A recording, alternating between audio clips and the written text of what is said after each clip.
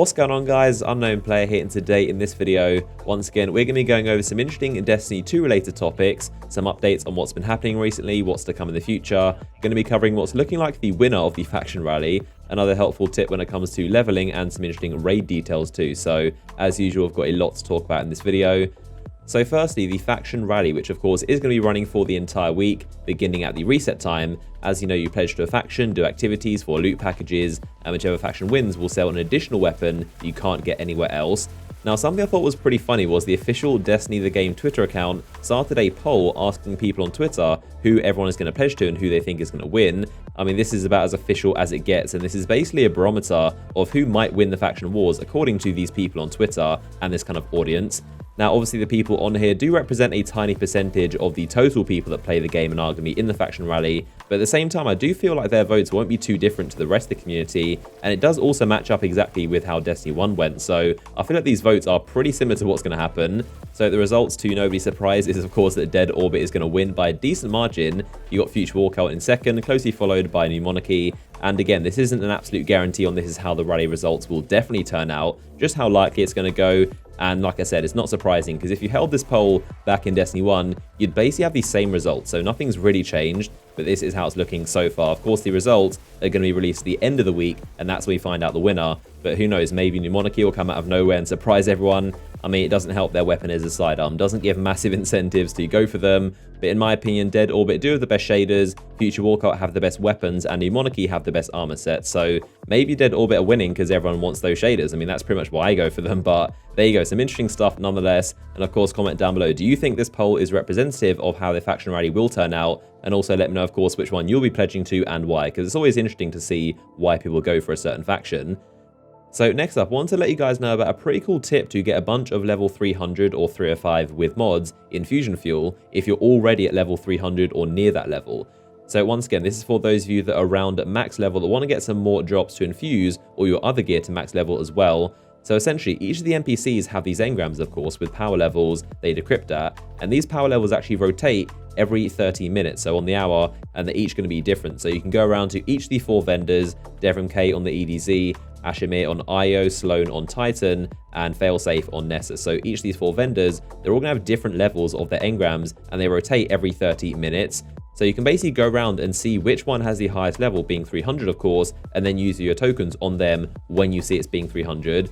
So you can see me basically shopping around at each of the NPCs, and some are 296, 7, 8, 9, and then eventually one of them is going to reset to be 300, so then you want to spend all your tokens, redeemables, because every engram within that 30-minute period is going to drop at that 300 power level, or 305 without a mod.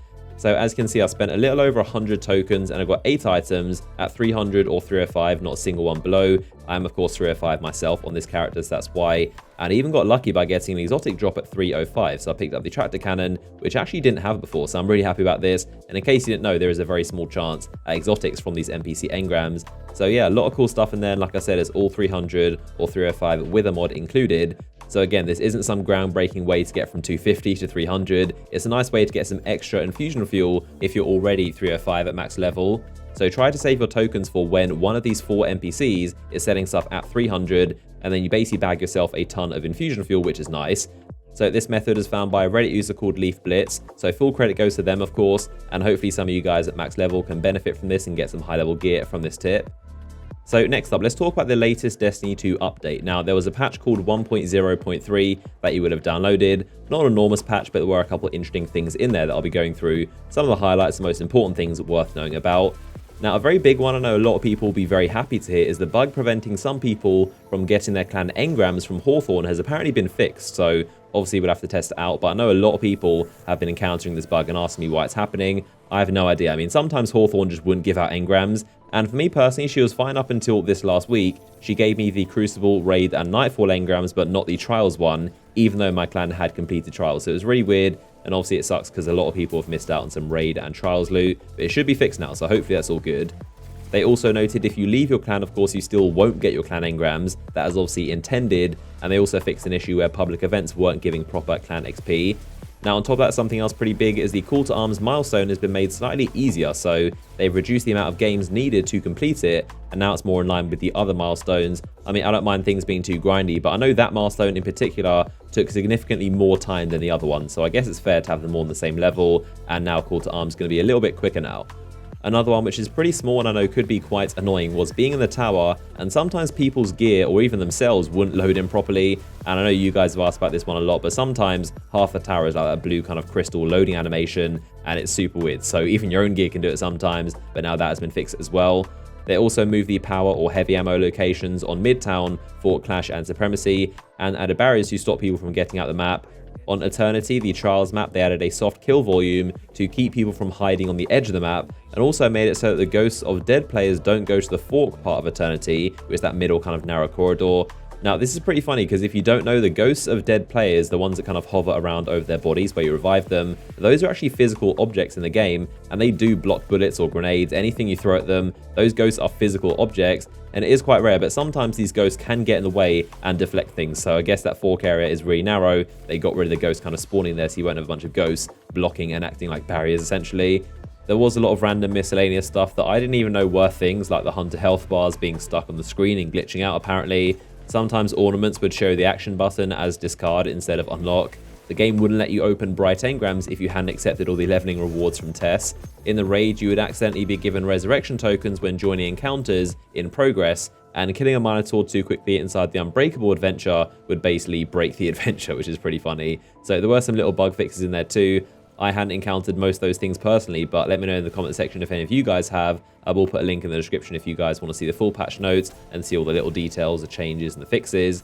Now, the one weird thing I didn't see in the patch notes was about fixing the exploit on the Mercury map Altar of Flame. Of course, this was the reason Trials got changed last week back to Eternity, so unless they forgot to add it to their list, they're still working on fixing it, so it may be unlikely that Trials goes back to Altar of Flame this weekend. I know a lot of people have been wanting to play that map, but it seems like it's still being worked on.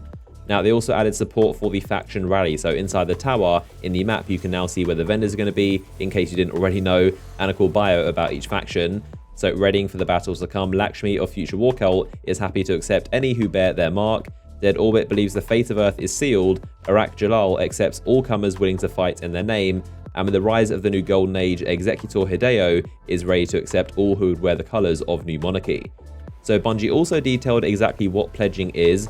So when you pledge to a faction, you're going to get a buff on your player character screen for the duration of the event, which of course is a week, and that buff is your pledge. So no need to wear class items or shaders like in Destiny 1. That buff keeps you aligned with your faction, and then you do activities like public events, strikes, crucible, raids, lost sectors, and these are going to get you rep tokens. These are going to appear in your inventory just like the other tokens of vendors or NPCs, and you turn them in for packages of faction loot. So we know the prestige version of this raid is coming up, but some in-game items also tell us there's going to be a challenge mode of the Leviathan raid. Pretty much all the time we have the normal raid go live, and then about a month later we have the hard mode, which of course in Destiny 2 is now called prestige mode. And then about a month after that, both normal and hard mode have what's called challenge mode, where you defeat bosses in a very specific way and you get an absolute mountain of loot guaranteed to be at max level, which is most likely to be 350 by the time challenge mode goes live, as well as some extra rewards, as well as your normal raid loot, which you always get for that encounter anyway. So these challenge modes have always been the best way to get loot. Pretty much in Destiny history, they really do reward you with some high level stuff. So far, Bungie hasn't said anything indicating there will be a challenge mode, but there have been several emblems inside the game telling us it will be a thing. So Embrace His Name is the normal raid emblem we've all got by now. Glory to the Emperor is for beating the raid on prestige or hard mode difficulty basically. Then there's the challenge mode emblem, so Good Dog for the Pleasure Gardens, Splish Splash for the Baths, 2 Enter, 1 Leave for the Gauntlet, and Take the Throne for beating Callus, each of those on challenge mode. And it's safe to assume that a couple weeks after prestige mode goes live, challenge mode will probably go live too. Now, the only unfortunate thing is that all of these emblems are rare, meaning none of them have any tracking capabilities. I really don't know why there isn't a raid emblem that tracks raid completions. Seems like a no-brainer to me. I feel like they're probably patching the main emblems to add that feature because it makes so much sense. I don't see why not, and basically every activity in the game does have a tracker emblem. Even Trials has normal and also flawless wins. The Nightfall does, Crucible Cadian wins, public events, so I don't see why there isn't one, or normal and prestige raids, but it seems so simple, so I'm sure they'll hotfix it in the future. Now, in terms of the prestige gear, it's basically the same as the normal gear, but with one main difference, and that is glowy stuff, which seems to be a trend in Destiny. The normal set looks quite nice, but the prestige set looks really, really nice. It looks almost like some of the ornament gear from Destiny 1. Imagine this with a black shader. It's definitely going to be some of the best looking gear in the game.